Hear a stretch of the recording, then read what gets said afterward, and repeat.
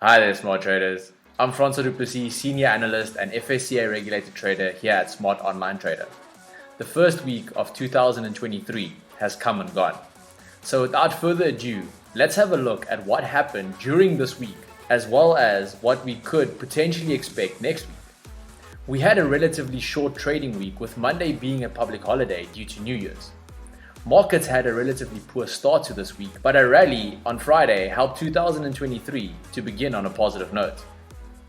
A Friday rally following an encouraging jobs report left the major US indices and commodities such as gold in the green, starting the year with gains. Trading volumes were subdued over most of the week, remaining below 2022 averages. The week, however, brought a number of closely watched economic reports to set the tone for the rest of the month and year. So let's have a look at this week's economic calendar. As you can see on your screen, this week had its fair share of Black Star events. A surprise increase in construction spending in December may have been partly behind the broader indice poor start to the trading this week on Tuesday, although Tesla's decline also played a massive role. Likewise, we observed that the S&P 500 and Nasdaq 100 both fell over 1% on Thursday morning. However, we'll have a more in-depth look on this later on. After payroll processing firm ADP's tally of jobs in the private sector showed an increase of 235,000 jobs in December, well above expectations for around 150,000, and August's recent low of 132,000.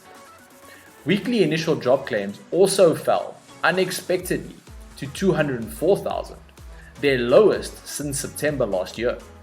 Friday's official payroll report from the Labor Department appeared to turn sentiment back in a positive direction by raising hopes that the economy could be on its way to a soft landing, with cooling inflation without a significant recession. The non-farm payroll report rose by 223,000 in December, the smallest increase in 2 years, but it was above expectations.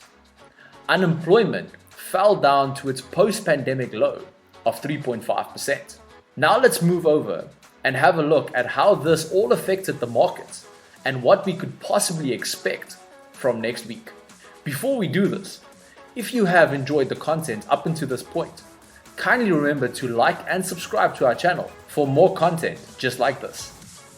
As we are moving over to charts now, kindly just familiarize yourself with the risk disclosure currently on your screen, bearing in mind that everything shared is purely our opinion of the market and should not be taken as financial advice. Let's kick things off by having a look at Forex.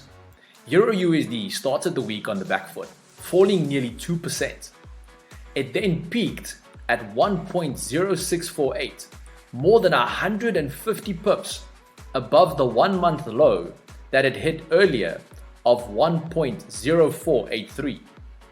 Euro bulls are now looking at that 1.066 area.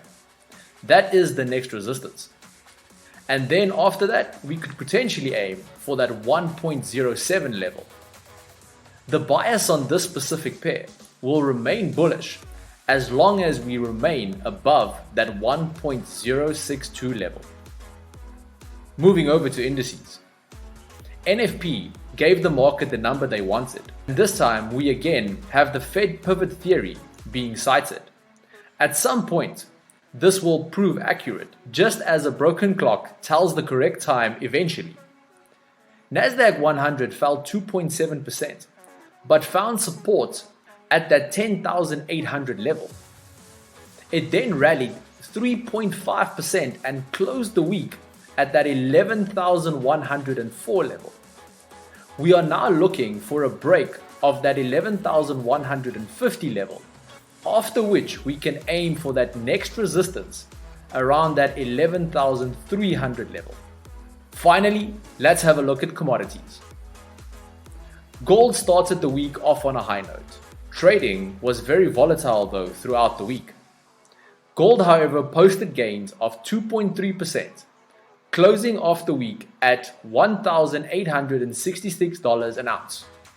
We are now aiming for that next resistance at 1875. We can also see a potential retest of that 1855 support level.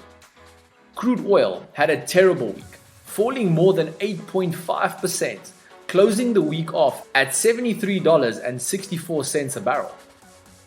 Prices of the WTI dropped amidst shrinking open interest and volume. That being said, further retracement appears to be in store in the near term, with the immediate target being that 2022 low near that $70 a barrel mark. So traders, that's it from me and from everyone here at Smart Online Trader. We wish you a profitable week next week. And as always, may the peace be with you. Cheers.